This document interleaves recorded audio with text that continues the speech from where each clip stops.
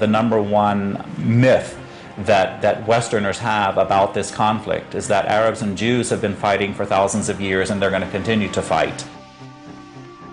This is really quite bizarre because all it takes is a little bit of reading of history to find out that this just isn't true. There is no congenital historical enmity between the Arabs and the Jews. The Jews flourished in the Arab world at a time when they were being persecuted throughout all of Europe. At the end of the 19th century, because of anti-Semitism in Europe, European Jews began to try and figure out a solution to the Jewish problem. A very small minority adhered to Zionism, the idea that the only place in which they could be safe is within a Jewish state. Zionist Jews actually had a design on the land of Palestine, the idea of creating a homeland for Jews in the land of Palestine. And this is really the beginning of the conflict. The mainstream Israeli Jewish society believed, because that's the way they had been educated, that Palestine was empty, had been empty when the Jewish settlers came there. Who paid the price when they settled there? Is it really true that Israel was a land without a people for a people without a land? Palestine was not empty. It was a land populated by Arabs who had a high level of culture, high level of education. With farms and markets and towns and villages and roads and commerce and lots of interaction with the rest of the world. The population was overwhelmingly Arab.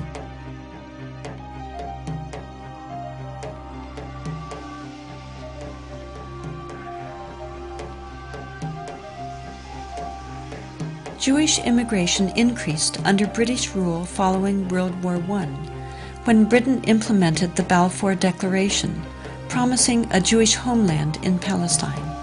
This measure conflicted with Britain's previous promise of self-rule for Arab inhabitants throughout the region. Britain was basically extremely supportive of the Zionist movement. It helped to establish all of the structures of a state.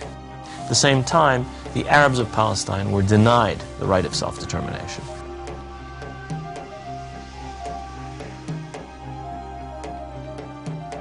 The Palestinians saw a European power decide the future of a non-European territory, in flat disregard of both their presence and wishes. In the 1920s, as land was being stripped away from local residents, the first clashes between Palestinians and Jews began, and would continue on for years to come.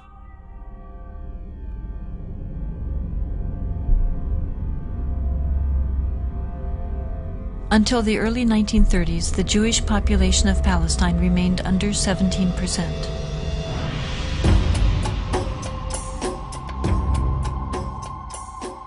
Hitler's rise to power in Germany completely changed that. In just 5 years, 174,000 Jews flooded into Palestine, doubling their population.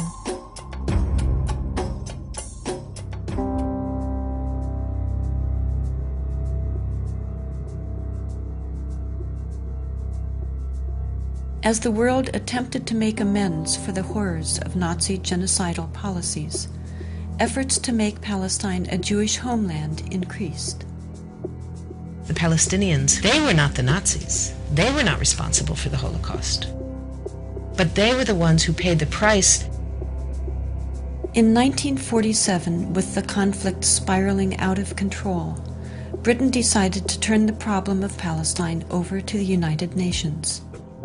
The UN, under pressure, proposed to divide the land into two states, an Arab state and a Jewish state. Arabs were to be given 43% of the land, despite the fact that they made up more than 2/3 of the population and owned over 92% of the land. Jews were to be given 56%, although they comprised only 1/3 of the population and owned less than 8% of the total area. Nevertheless, they were given not only most of the land, they were given the most fertile land. Zionist leaders took advantage of their superior military preparation and immediately began occupying major Arab cities in Palestine.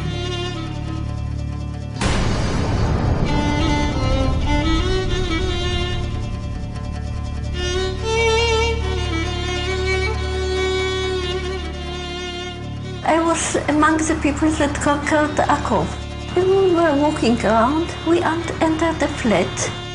There was a pair of shoes of a small child, maybe 2 years old. They didn't have time to put on the shoes, so they left the shoes and they ran away.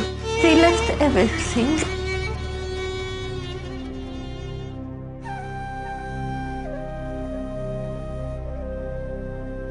We found out that there was a systematic expulsion of Palestinians, and there was, as I said, there was an ethnic cleansing operation taking place. The most infamous campaign was the massacre at the village of Deir Yassin, where over 100 men, women, and children were systematically murdered. هذا البيت ما كان متخبين فيه أنا وولادي وأخويا موسى. ما كان لي أنا عندنا أخوي موسى مساكن نتونس بألق فيه هذا البيت. أجوا قالوا لما كنا بالبيت كنا مش كسر خبطنا الكنبلة وجينا صوبتنا وبنت الصوابت اللي مسحوا ولادي. وكان بعد ما راحت المراكة الحالة كسروا الباب عليهم وطلعونا بدهم يقتلوا مسدبوا فيه على وجهها اللي يقتلوه. وتناولت 250 ليرة من عدة وقلت يا خواجة بس مشان الله الطالب مدرسة قلت للشي قال لي كتير انت كويس وهات المصاري وبارس اخوتي الحنو شو نسوي فيها اخوتي الحنو اجرات يا ويلي هي زمتك على السلام تحلي وضربت العود حط لك الخمس زيت ويكون راسك في موسك الدم حط لك 5 3 مليون تحت راسك.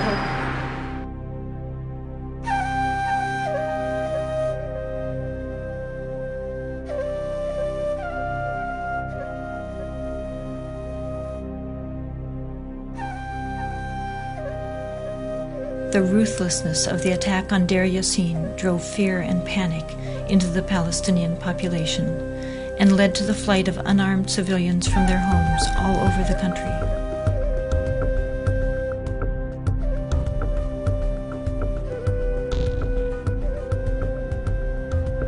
As a result, maybe 300 or so thousand Palestinians had already been expelled before the first Arab soldier entered Palestine.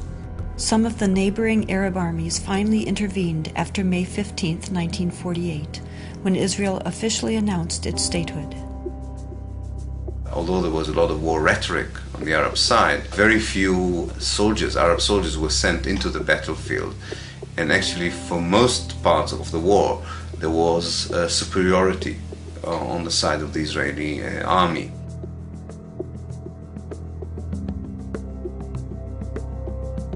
The Israeli army cleansed much of the territory and took over a large part of the designated Palestinian state. The new state of Israel encompassed 78% of the total land of Palestine. The West Bank came under Jordanian control and the Gaza Strip under Egyptian dominion. Although a truce was declared between Israel and the Arab states, true peace remained elusive, as over 700,000 Palestinian refugees languished in nearby camps, often in sight of homes to which they still held the deeds and a deep desire to return. Most of the deserted and evicted Palestinian villages were erased from upon the earth and were either turned into Jewish settlements or into fertile land. Of the 500 Palestinian villages in what became Israel in 1948, 400 were destroyed. These efforts to destroy the possibility of their returning home were countered by the United Nations, which continues to affirm their human right enshrined in international law and morality to return. A Palestinian who had lost her land or lost his land as the result of the creation of Israel in 1948 cannot come back even for a visit. I can go back to Israel as if I were returning and claim immediate citizenship, having no historic tie, speaking no Hebrew, knowing no one in the country, having no family who ever was there. All that one needs is being Jewish, a religious group like any other.